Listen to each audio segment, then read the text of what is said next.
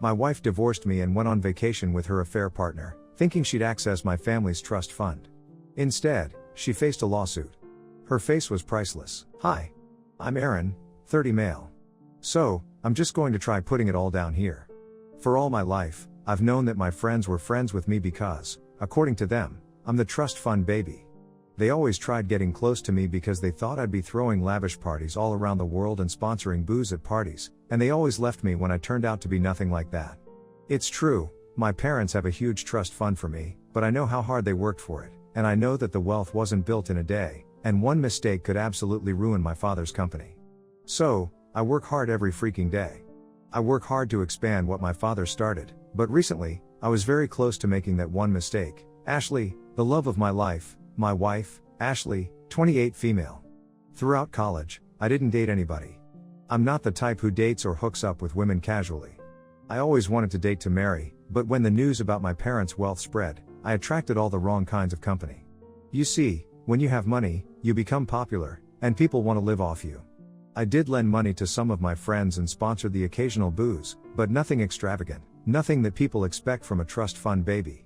I believe that doing something in moderation isn't bad and, in fact, is important because you need to be a part of society too. So, I tried being in everyone's good books but rarely trusted anybody. During my graduation party, I met Ashley. She didn't seem to know me, and I started casually talking to her, and we really hit it off instantly. We exchanged phone numbers, and on our first date, I took her to McDonald's, and we had the time of our lives. She didn't seem to mind that the first date wasn't anything fancy, and I fell in love. Ashley was the first love of my life. She wasn't boring and didn't seem to be trying hard to impress me. She was just being herself. Also, she was really smart. With her, I felt normal and seemed to get an image beyond my money. After 1 month of dating, when I took her to meet my parents, she didn't act surprised at all and seemed to accept that I was rich with nothing but neutrality. I took that as a positive sign that my wealth didn't faze her at all. At that time, it didn't occur to me that she probably wasn't surprised because that was part of her plan from day one and that she absolutely knew who I was and knew how I wasn't dating anybody, so winning me over was all a carefully crafted strategy. She was full of elegance during her meeting with my parents. She was charming, and I was head over heels in love. She was the first girl I ever brought home. My parents were very excited for me. We dated for a year, and during that time, she never accepted any costly gifts from me. Her reason for refusing was simply that we weren't married yet. I proposed to her after a year. She was an absolute sweetheart to my parents. She told my parents that she only had one request, that they never ask her to leave her work because she wanted to work to expand our fortune. My mother hugged her and said that they were glad I had found such a supportive wife. Ashley worked in an IT company and made a decent amount of money herself. On our second anniversary, my parents hosted a party. There, they announced that they wanted to give a gift to Ashley and proposed including her name as a beneficiary along with me. They went around introducing Ashley to everybody, including Rob, the trustee. He was an accountant on behalf of the company that looked after the legalities of the funds and investments. He was married and had a daughter. His wife was a lawyer in the same firm. Everything was taken care of, and my wife's name was included as one of the beneficiaries. Ashley bonded really well with my parents and was always doing her best to keep them happy. She also worked and traveled a lot for her job. Later on, I'd come to know that she was traveling with her affair partner. Whenever my parents threw a party, she was always eager to attend and look stunning. On countless occasions at such parties, I've seen her talking to Rob in a corner, laughing a little too much, blushing, with wine in her hand. And as stupid and blind in love as I was, it never once occurred to me that I should suspect her of having an affair with Rob. But all this time, these two were having an affair behind my back. Looking back at it, I'm surprised at Ashley. She's an absolute pro actor. She treated each of us so well that the mere thought of ever suspecting her seemed blasphemous, but she was just biding her time. Almost 7 years into our marriage, my parents passed away within 6 months of each other. I absolutely immersed myself in my work because it was just too difficult to deal with all the emotions when you also have to keep the company running, and that was the first time in years when Ashley started showing her true colors. After the funeral, she was distant. I thought maybe she was dealing with grief in her own way and tried giving her space. She didn't say one word to me about my parents passing away or ask how I was. I thought it was strange but secretly blamed myself for being unable to talk about how I felt either. About 2 weeks passed before I decided to get home early from work and talk it out with Ashley. I bought a bunch of pink roses on my way back. I had my own key, so I let myself in and came face to face with Rob. I was confused, so I asked him if he came to talk to me about the trust or something. Ashley came out from behind with 2 suitcases. It was then I noticed that even Rob had 2 suitcases. Ashley looked at me and said, "Oh dang. I meant to do this quietly. I was meaning to leave a note and let you know that I'm moving out, but I guess we have to do it face to face now."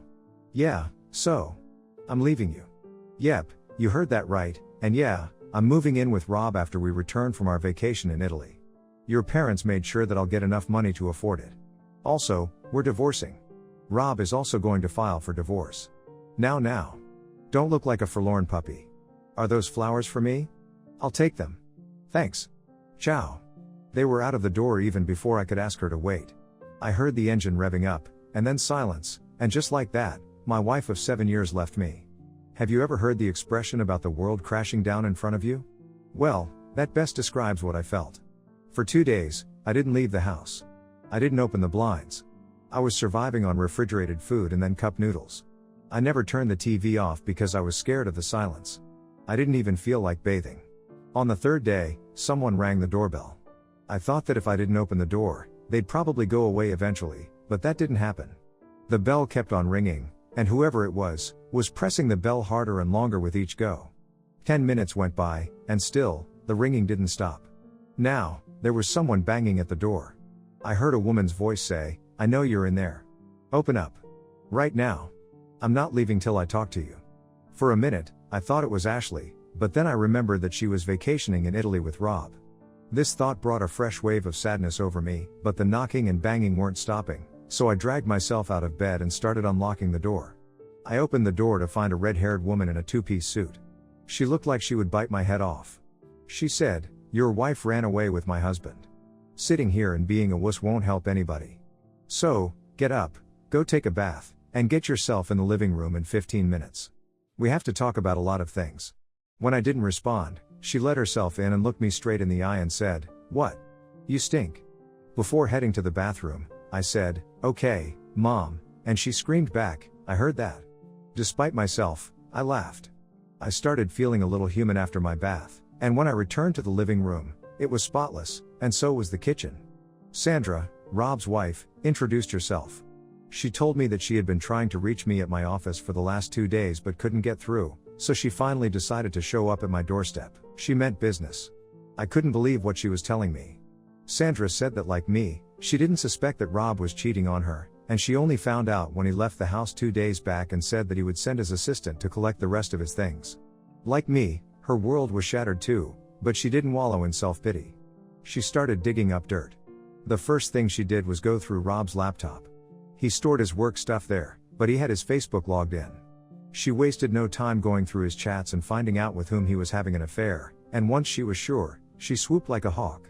She had gone through every document related to my trust fund and was pretty sure that Rob was taking out money for his own use. It started small, so that it went unnoticed, but eventually, he had become bold and careless because he was being aided by one of the beneficiaries, who was none other than Ashley. A part of me wished that she was lying, but she wasn't. Sandra had all the proof and was ready to take them down. I was still hesitating when Sandra said, "I have a little daughter. I will wring out every single penny from Rob, and I will absolutely wreck Ashley. I don't care what you think. I just wanted to inform you. You don't have to be a part of it if you don't want to." I saw how determined and confident she was, and I instantly knew I could trust this woman, so I was on board. We shook hands. As my ex-wife was vacationing in Italy, we were hatching a plan that was going to cost her dearly. Ashley and Rob were back from their 10-day trip to Italy. Sandra and I were waiting for their call because we wanted to see what their reactions would be when the penny dropped. It was a Monday, and I was at work when I received a call from Ashley. As soon as I picked up, she launched into a rant. "What the hell is happening? What does Rob mean that we're in trouble, and where's my money?" I said, "You mean my parents' money that Rob was using to buy you gifts and probably that apartment you've moved into? I hope you heard from my lawyer. It's Sandra, Rob's wife, who, by the way, also works for the firm." I told her I had to go and hung up before she could say a single word. When I got out of work that day, Ashley was waiting outside. I pretended not to notice her and walked toward my car, but she blocked my way. In my whole life of knowing her, I had never seen her so ruffled by anything. She asked me to explain things to her because, apparently, Rob's anxious retelling of the events wasn't making sense, and she wanted to hear it from me in layman's terms. I told her that I had heard from her lawyer about the divorce filing, The only thing being that she wasn't going to get a single penny. Oh boy. The look on her face. Never in her wildest dreams did she think this could be happening. I could see the panic grow inside her. I was filled with sadistic pleasure, and in the next moment, an overwhelming sense of guilt for putting her in this situation. I still loved her, and it's difficult to watch the person you love getting hurt. I had to get out of there quickly so that she couldn't manipulate me. I walked past her and started moving toward my car. I heard her screaming from behind. She was asking me to stop. The last thing I heard before I got in the car was, "How could you do this to me?" I felt it like a stab and wanted to lash out so badly and say that I could ask her the same damn question, but instead, I got in my car and drove off. I could see her looking after the car, absolutely bewildered, in my rearview mirror. Meanwhile, Rob had been served with a notice that he was going to be terminated from the company. He was spoiling the reputation of the company, and apparently, the news had leaked, and a lot of clients had called asking to terminate their contracts. So, the best the company could do as damage control was fire Rob. Sandra had a lot of lawyer friends and arranged for the best lawyer, and she was sure of winning the case and getting custody. I was getting all these updates from Sandra while driving back home. I felt much lighter. I came back home and wrote this up. My interaction with Ashley left me feeling very restless, and I wanted to vent. Do you guys think I'm going too hard on Ashley? In reality, am I the a-hole? Update 1, hi everybody. I'm back with an update. It's been a week. Thanks for your support, thanks for pulling me up when I was feeling so confused. I had my first therapy session, and I showed him this Reddit post, and he said it's a good way to cope. He said it's natural to grieve the person you lost, in this case, Ashley, so it's only natural that I was feeling so overwhelmed after I dropped the bomb. As for what happened this week, I'm going to try to summarize it for you all. Ashley called me again. This time, her tone had softened. Her voice sounded muffled, like she had been crying. She asked me if I had dinner. When I said no, she said, "Do you want me to come over and cook it for you?" I was taken aback. I think she took my silence as a yes because, next, she said that she would be at my house in half an hour. I finally found my voice and said, "No. No, you won't. Are you kidding? After what you've done, you want to come here, cook me dinner, and play house?" She cooed, "Baby, no. I know things have been bad, but we can talk." I was losing it then. I think I shouted at this point and went, "Bad? You call what you did bad? Just bad. It was evil. It was brutal and selfish. To hell with you. I don't ever want to see your face again. WTF is wrong with you?" The next thing she said made me want to throw up. She asked me to stop overreacting. I think it was a turning point for me. The guilt over hurting her had been eating away inside me, but at this point, I saw her real face. A woman who didn't regret her actions one bit and would do it all over again in a heartbeat. The call was a move to try to manipulate me. A trap. She was oblivious to my realization and was going on about how I was making her out to be a gold digger in the lawsuit, but how untrue that was because she was earning and had a job herself. I wanted to point out how I had paid all of her student debt, so if she was living comfortably now, it was because of me and my family. She said that the only reason she wanted to come over was that she thought we should talk and get back together and I should withdraw my lawsuit because it was pointless. I couldn't help myself from asking, "What about Rob?" She said that Rob was just someone different, and she was having an affair with him because he brought a change to her monotonous life. Then she started blaming me for being away for work and for never being there for her. She said her affair with Rob was passionate, and I lacked it very much, and instead of apologizing to her, I was giving her a lawsuit.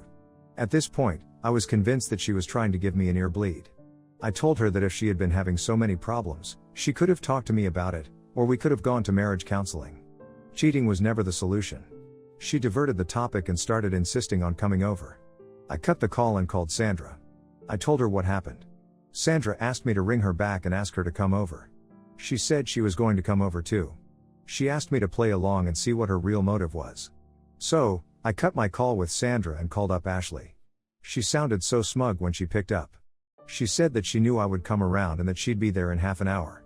Before Ashley came, Sandra arrived. I didn't know what her plan was, and there wasn't enough time for her to explain.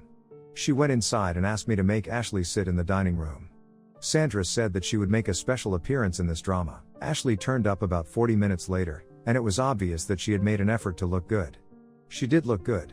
She got inside, kissed me, and was heading toward the bedroom where Sandra was, so I stopped her and asked her to sit in the dining room. She turned to me and pouted and said, "But why, sweetheart? Did I lose my right so easily? Was your love so weak? Will you not fight for us, baby?" At this point, Sandra came out of the bedroom. Ashley looked too stunned to speak and croaked out something like, "What the hell?"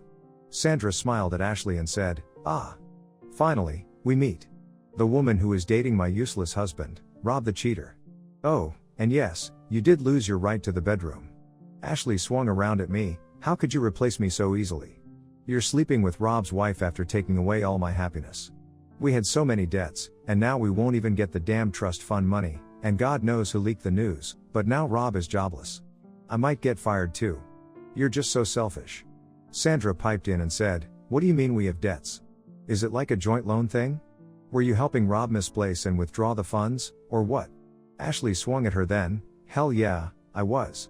I've supported Rob from day one. Do you think he could have planned something like that on his own? Obviously, I helped him. Unlike you, you evil witch, you've been nothing but condescending to him. That's why he chose me over you. Get out of here. How can you be here when your husband is jobless? Why the hell don't you give a statement in his favor and help him out?" Sandra smiled sweetly and then told me that she thought I ought to send Ashley home. The job was done. I got the cue and held the door open for Ashley. Ashley stormed out while hurling a volley of abuse at us. When she left, I turned toward Sandra and asked, "What just happened?" Sandra pressed stop on a tape and then winked at me. Her eyes were shining. She said excitedly, "We got a confession, Aaron. We'll ruin them.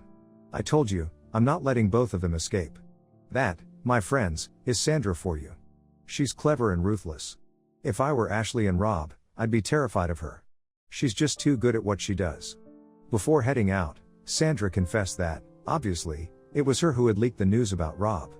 I told her that her intelligence was rubbing off on me, and I had figured at least this much out, that she had something to do with it. Guys, I'll keep you updated. The game is finally beginning. Update 2, well, I'm back with an update too soon, I guess? But I couldn't wait to tell you guys. Sandra is an absolute ruthless killer. She sent the tape to Ashley's company with a detailed explanation of what was going on. She said in the note that someone who could go to that extent to fool the people who care about her wasn't a credible person to work in the company and would probably try to embezzle funds from them if she saw an opening. Sandra also knew one of the business partners in Ashley's firm, who happened to be her old friend. Sandra's friend abruptly pulled out of a deal that she was about to sponsor and said that there were certain members on the team whose credibility she doubted, so the deal was off the table. Ashley's boss was absolutely torching himself when the news reached him. They made a swift decision to save the deal. They fired the person who was responsible for it. That's it, just like that, my ex-wife is fired from the company. Now both of them are jobless and in debt. Sandra told me that Rob had been calling her nonstop, and when she didn't pick up any calls, he started texting her. She asked him to stop annoying her and blocked his number. I'm really enjoying this now.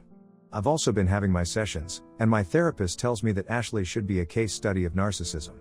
Lol, that was low-key funny. I laughed freely after a really long time.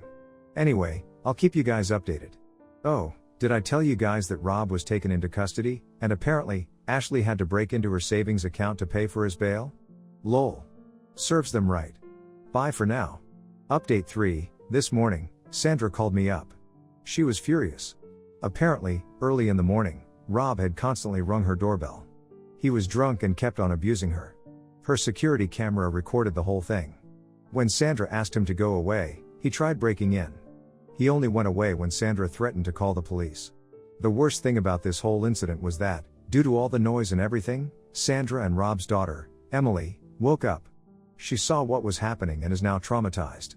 Divorce is usually hard on children, but seeing your father drunk on your doorstep, calling your mom names, and trying to break into the house is on a whole different level. Emily has since refused to leave her room.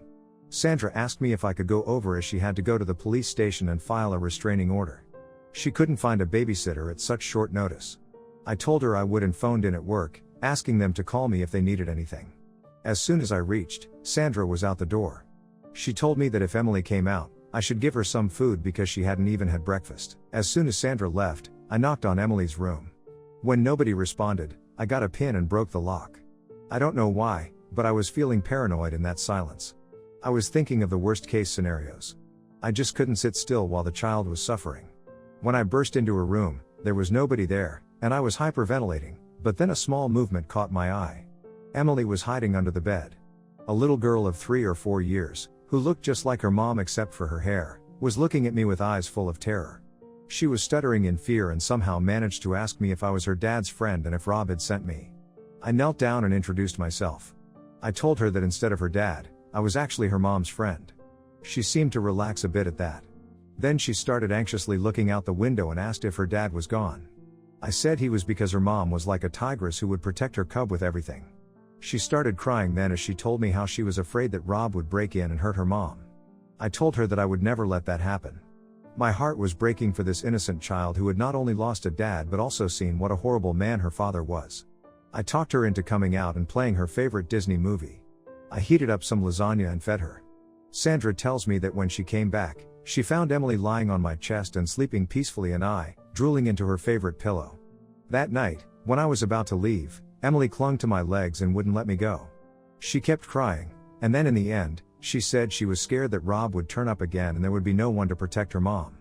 I joked that her mom didn't need protecting, but I shut up when Sandra rolled her eyes at me. It would be really difficult to explain a restraining order to a child, so I decided to stay the night. Emily slept peacefully, and so did I. The next morning, Sandra made us amazing pancakes, and I directly left for work. Emily made me promise that I would come to sleep at their house again that night. So, yeah, I guess that's my life now. I have to spend my nights at Sandra's house. Sandra is trying to find a good child psychologist but, as of now, has had no luck. I'll update you guys after the first hearing. Ciao. Update 4, okay. Phew. It's been a long time since I last updated you guys, right? Well. The first hearing is done. What a layman like me has figured out is this: Ashley and Rob are absolutely cooked. Yeah. I mean it. Brother, they are cooked like barbecue. We have such alarming evidence against them that it's actually an open and shut case, but you know how courts are, so yeah, it's going to drag on for a while. Sandra believes that it won't take more than half a year. She also believes that both of them will be serving time in jail. As for the divorce, Ashley and Rob obviously won't get a penny. Rob has to pay child support as well. Ashley and Rob were job hunting but with no luck. I have news that Rob is working as a janitor in a nearby club. Outside the court, we saw Rob getting beat up by some loan sharks. Things are looking grim for that man. He's finished. When he saw Sandra outside the court, he ran to her and fell at her feet. He kept begging her to take him back, but by now, we know better. Sandra's lawyer tells us that the case is so in Sandra's favor that Rob won't even get visitation rights.